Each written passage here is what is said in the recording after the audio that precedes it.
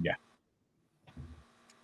Welcome, Sri Lanka versus Ireland T20 World Cup preview from Hobart in Australia. This is Group 2, and both these sides, of course, have already been featuring in the tournament before in the qualifying group, so they've had plenty of a warm-up here, Kev.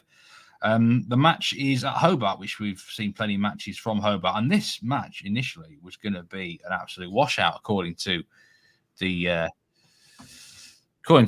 initial forecast, but it's improved. It's going to be a 3 p.m. kickoff time local, and it's going to be a cloudy day in Hobart. Not the warmest day at all. It's just like a typical April game over here up in Yorkshire anyway.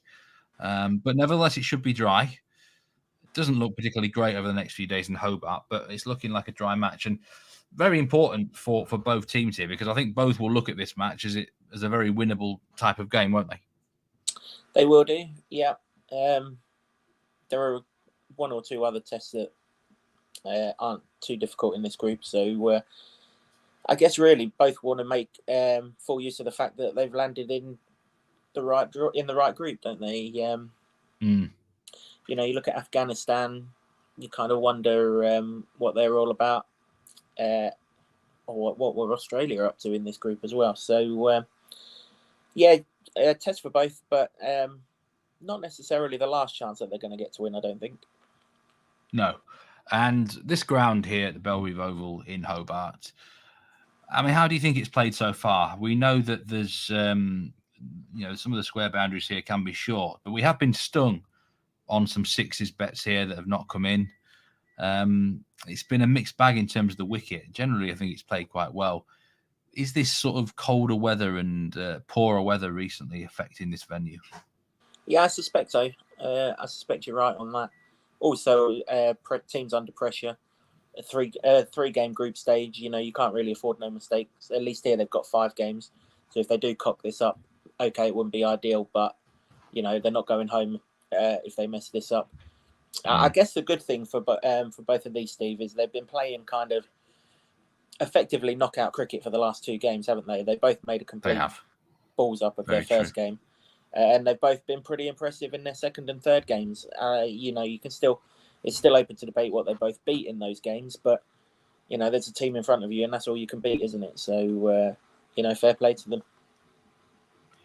Sri Lanka, the favourites to win the game, 1.36 you can get on them. We are on them outright for this tournament, but they have had a couple of bad injuries in this tournament so far. How are you feeling about this outright pick now, Kevin, and how are these injuries going to affect Sri Lanka? Not as confident as I was feeling when Namibia were looking like they might have a chance of beating UAE, and David Wiese was going well the other day, because if we could have got Sri Lanka in the other group, then I really do think it would have been happy days. It's the injuries, isn't it? I mean, that's why Ireland are shortening by the day.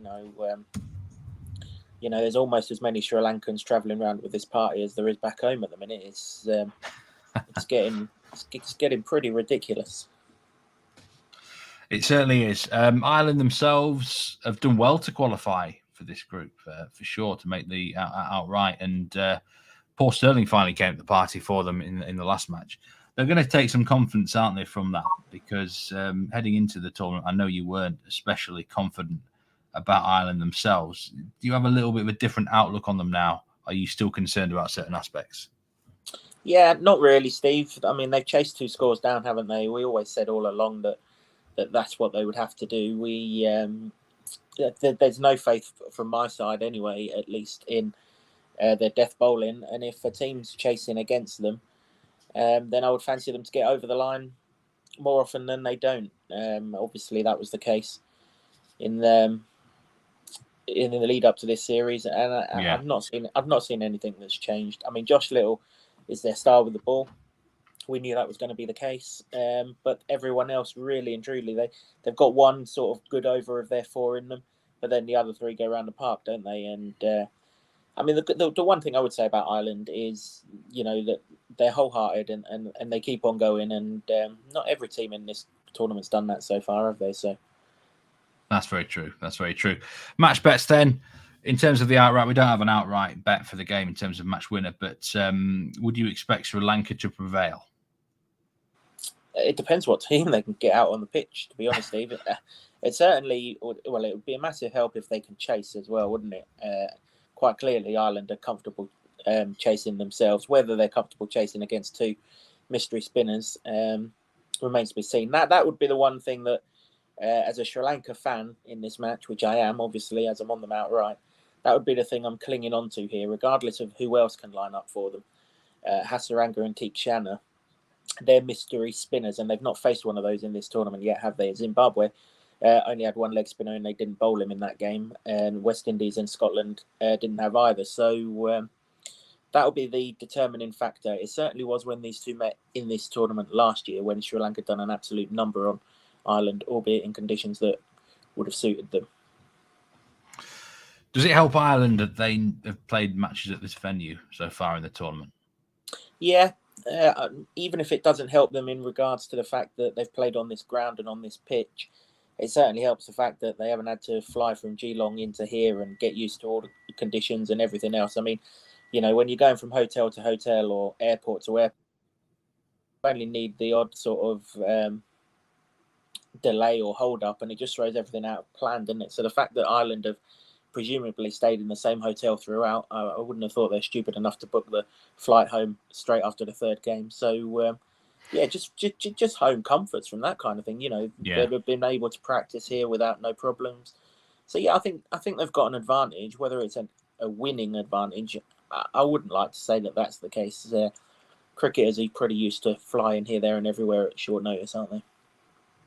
They certainly are. And we're going to go on to your first bet for the game, and that is Hasaranga's performance, the Sri Lankan, over 40.5. And the bookmakers are canny here, because that extra half over 40 means we need more than just 2 wickets for him, which I think you'd expect him to get here. We need another point somewhere, whether it be via the bat or a catch or another wicket, of course. So it's a bit of a sneaky line. But I mean, I was looking at the odds for top bowler this morning before Sam Curran's got his 5. We're on him at 80-1 outright, by the way, if you check the outright preview show. But Hasaranga was the favourite to be top bowler in this tournament. I think he was like 5 or 6-1 for it as well. So he's been going well. But you think he can presumably get 3 wickets here, Kev? Yeah, well, I mean, he got 7 in that first group, didn't he? 2 wickets, and 3 wickets to his name. Yeah, I think he can get 3 wickets. I wouldn't be at all surprised if he gets 3 wickets here. As I say, Ireland haven't played any sort of mystery spin, least of all anything of the quality of Hasaranga. The thing with Hasaranga is he's a leg spinner, but he doesn't really turn his leg spinner. It's the one that goes into you that tends to get you. Yeah, gets them all the time, doesn't it? That does. It really does, and certainly the Netherlands had no answer to it, did they? I mean, he took a wicket with his first over, and then he took 2 more later on from there. He did only take 1 wicket against Ireland last year, though, which would be a kind of negative, but Ireland were like 5 or 6 down by the time he came on, so there's only so many wickets that a man can get when half the team's already in the hutch. But he bowled 1 for 12 from his 4 overs. That in itself is significant.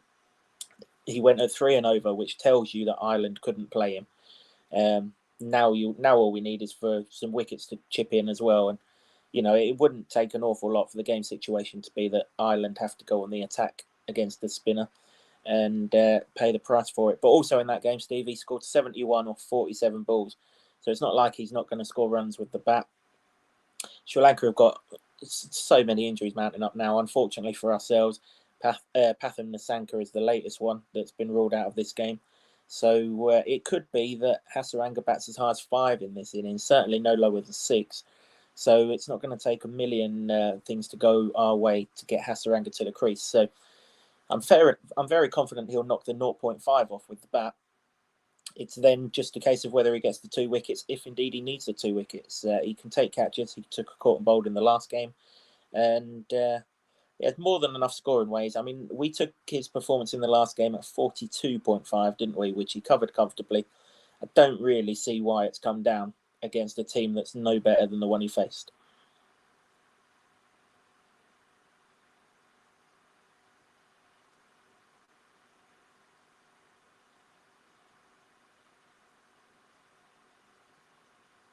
You're on mute. There you go. He knows. There you go. Performance bet there over 40.5 for Hasaranga. We're going to move into the top batsman market now, because you've got to pick in the Sri Lankan top batsman market. Ashton Bandara at 15-2. 1 unit pick with Betfred. I'm going to bring the market up here in a minute, but why do you like him to go well? Yeah, I'm very surprised you can get this price, and I urge everyone who listens here, get on quick, because it has actually been confirmed that he's opening the batting in this match instead of Path. You've got Nissanka there at the top there, the favourite. Don't bother backing him. Why is there money for Nissanka and he's ruled out? Yeah, absolutely no idea. Don't bother backing him. He's definitely a non-runner in this game. It's just like horse racing. You will get your money back, but surely you want a runner. You want a runner running for you. Let's go with the guy who's guaranteed to bat. Steve highlighted at the start of this podcast, actually, the weather's improved in Hobart, but there are still no absolute stone cold guarantees that it stays that way. It's very fluctuating at the moment, and there is always half a chance, particularly with the amount of rain that's falling, maybe even if it's not raining at the time, that a wet outfield delays the game or something like that. So in a shortened game, you want to be on an opener. In any game, really, you want to be on an opener. You're guaranteed he's going to bat. You're also guaranteed that he's going to face the fielding restrictions that are in the game. And anytime you can get an opener at this price, you're almost priced in, really. Even if it's a 20-over game, your guy's batting against the fielding restrictions, and only one other's guaranteed to do it. So, it makes perfect sense to back him for that reason, Steve. But he's actually got a T20 average of 32.80. He scored a century in domestic T20 cricket. He's got two ODI 50s. It's not like this guy can't bat. They're not suddenly bringing in a rag out of the crowd. They are genuinely bringing in a genuine batsman. Okay, usually he bats 3 at 4, but needs must and all that. And if he can get through that Josh Little spell, the rest of them is nothing to worry about. Bandara, top Sri Lankan batsman, looks like a real value price there for someone that's going to open at the batting. 15-2 for 1 unit. Betfred there. We'll have a look at the top island batsman market now before we finish.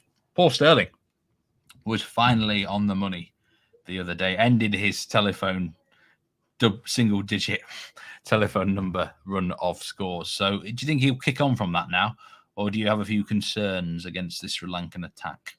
It was interesting that West Indies opened with Obed McCoy the other night, wasn't it? The sort of problem that Sterling has been getting himself into is falling across the line and left arm swinging the ball in and just taking the castle completely. And that was clearly what West Indies were thinking of, because they've not opened with Obed McCoy in a T20 international for yonks. Usually they open with Kyle Mayers. And so obviously, the word's gone round. That's the problem. Sri Lanka have got a left arm seamer in Benura Fernando. If he doesn't open the bowling, I'll be having words with the captain, and let alone anyone else. If he doesn't open the bowling from one end, it might be that they go with a spinner from one end, which would be fair enough. But if he doesn't open the bowling from one end, assuming that Sterling's in for the second over, if it's at the other end, then they're not doing their job right, really. So I still have concerns over Sterling. But at the same time, you can't beat runs, and he's got them. Very true indeed. Quick recap then, because we've got a couple of bets for this game. Hasaranga performance over 40.5 for 3 units at Bet365. And Ashton Bandara, top Sri Lankan batsman, at 15-2 for 1 unit. Let's hope we get a couple of wins out of this game. And go on then, match prediction, Kev, who wins? The team that chases. No, I think I think Sri Lanka will win. I think they'll ride the spinners to victory. Brilliant. Thanks very much for your thoughts. We'll be back very soon for some more T20 World Cup previews. Best of luck with those. See you next time.